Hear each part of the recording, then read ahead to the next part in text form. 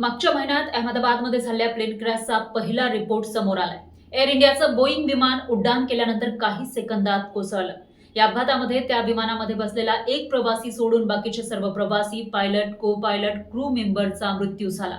त्यामुळे काही सेकंदात नेमकं असं काय घडलं की ज्याच्यामुळे हे भलं मोठं विमान कोसळलं, का झाला हा अपघात, हा प्रश्न प्रत्येकाला पडलेला. याच प्रश्नाचं उत्तर देणारा हा रिपोर्ट आहे, पण या रिपोर्टमधून उत्तरं कमी मिळत आहेत आणि प्रश्नच जास्त उपस्थित होत आहेत.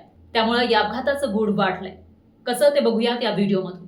12 जून 2025 ही 30 तारीख आहे, ज्या तारखेला एअर इंडियाचं क्रू मेंबरसह 242 जणांना घेऊन जाणारं विमान टेक ऑफच्या काही सेकंदात क्रॅश झालं आणि या अपघातामध्ये त्या विमानात असलेला एक प्रवासी सोडून बाकीचे सर्व प्रवासी, पायलट, क्रू मेंबर दगावले. त्यामुळे शेवटच्या काही सेकंदात नेमकं काय घडलं हे कोणीही सांगू शकत नव्हतं.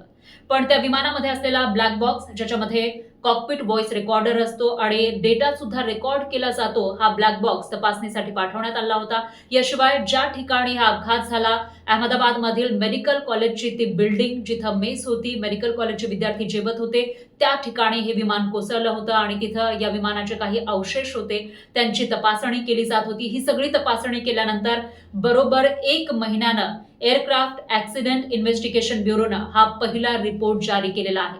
या रिपोर्टमध्ये विमान नेमकं किती वाजता निघालेलं होतं, उड्डाण किती वाजता केलं होतं, कशा पद्धतीनं चेकिंग झालेली होती आणि शेवटच्या काही सेकंदात दोन्ही पायलटमध्ये विमानाच्या नेमकं काय संभाषण झालं, ते काय बोलत होते, हे सांगण्यात आलंय.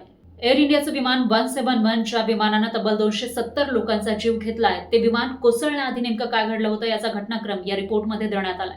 आपण हा रिपोर्ट बघितला तर ज्या दिवशी हा अपघात झाला त्या दिवशी सकाळी 11:17 एअर इंडियाचं ड्रीम लायनर VT-ANB हे विमान नवी दिल्लीवरून अहमदाबादला पोहोचलं. म्हणजे लंडनला जाण्याच्या 2-3 तास आधी हे विमान नवी दिल्लीच्या विमानतळावरून पोहोचलेलं होतं अहमदाबादमध्ये आणि त्यानंतर दुपारी 1:15च्या सुमारास लंडनला जाण्यासाठी हे विमान निघणार होतं. त्याच्यामध्ये सर्व प्रवासी एक एक करून आले असतील, आपापल्या सीटवर ते बसले असतील आणि त्यानंतर 1:38 विमानतळावर बे 34 वरून हे विमान निघालं होतं आणि यानंतर दुपारी 1:25 क्रू सदस्यांनी टॅक्सी क्लिअरन्सची परवानगी मागितलेली होती आणि ही परवानगी मागितल्यानंतर ATCनं म्हणजेच एअर ट्रॅफिक कंट्रोलरकडून ती परवानगी देण्यात आली आणि यानंतर विमान रनवे 23च्या दिशेनं गेलं होतं. पुढे दुपारी 1:32.02 विमान ग्राउंड कंट्रोलरकडून टॉवर कंट्रोलरकडे हस्तांतरित करण्यात आलं. यानंतर दुपारी 1:33.33 उड्डाणासाठी परवानगी या विमानाला मिळालेली होती आणि यानंतर अगदी काही सेकंदात म्हणजे 4 ते 5 सेकंदांमध्ये 1:37.37 विमान उड्डाणासाठी सज्ज झालं आणि पुढे 1:38.39 म्हणजे 1 मिनिटाच्या कालावधीमध्ये या विमानानं उड्डाण केलं आणि पुढे आपण बघितलं तर 1:38.42 विमानानं 180 नॉट्स इतका कमाल वेग प्राप्त केलेला होता. म्हणजे 300 km/h पेक्षाही जास्त वेग या विमानानं प्राप्त केला होता. काही सेकंदांमध्ये 1:38.42 म्हणजे विमानानं उड्डाण केल्यानंतर काही सेकंदांमध्ये 180 नॉट्स इतका कमाल वेग प्राप्त केला होता. म्हणजे 300 km/h पेक्षाही जास्त वेगानं हे विमान पुढे जात होतं. यानंतर अचानक इंजिन 1 बंद पडलं आणि इंजिन 2 सुद्धा बंद पडलं. इंजिनला इंधन पुरवठा करणारे स्विच रन वरून कट ऑफवर गेल्यानं इंधन पुरवठा हा खंडित झाला होता. म्हणजे इंजिनसाठी इंधन पुरवठा लागतो, इंधन पुरवठा केला जातो, पण तोच कट ऑफ मोडवर गेला होता. स्विच हे कट ऑफ मोडवर गेले होते. त्यानंतर दुपारी 1:38.47 दोन्ही इंजिन हळूहळू निष्क्रिय होत गेले. म्हणजे त्यांनी काम करणं बंद केलं होतं. पण पुढच्या काही सेकंदांमध्ये पायलट्सने नेमकं काय केलं ते आपण पुढे त्यांच्या संवादामध्ये बघणार आहोत. तर त्यामध्ये 1:38.52 इंजिन 1चा कट ऑफ स्विच हा रनवर आणला. रॅटमधून हायड्रोलिक पॉवर पुरवण्यास सुरुवात केली होती. म्हणजे या काही सेकंदांच्या वेळेमध्ये पायलट्सने तो जो कट ऑफ केलेले स्विच आहे ते रनवर आणलेले होते. त्यामुळे इंधन पुरवठा हा सुरळीत झाला होता. त्यानंतर पुढे आपण बघितलं तर 1:38.56 इंजिन 2चा कट ऑफ स्विच सुद्धा पूर्ववत झाला होता.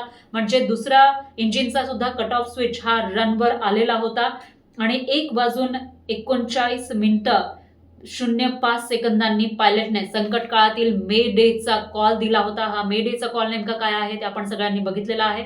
संकट काळामध्ये म्हणजे जेव्हा काहीही ऑप्शन नसतो त्यावेळेला हा एमर्जन्सीचा मे डे कॉल दिला जातो. तो बरोबर 1:39:05 पायलटने दिला होता आणि दुपारी 1:39:11 विमानातील डेटा रेकॉर्डिंग थांबलं.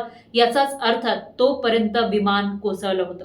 म्हणजे आपण बघितलं तर 1:38:39 विमानाने उड्डाण केलं होतं आणि त्याच्या 1 ते 1.5 मिनिटात 1:39:05 11 सेकंदांपर्यंत हे विमान कोसळलेलं होतं आणि 1:44:44 आग लागलेली होती. ती आग विझवण्यासाठी विमानतळावरची जी फायर ब्रिगेडची टीम आहे ती रवाना करण्यात आली होती. हा झाला सगळा या रिपोर्टमधील घटनाक्रम.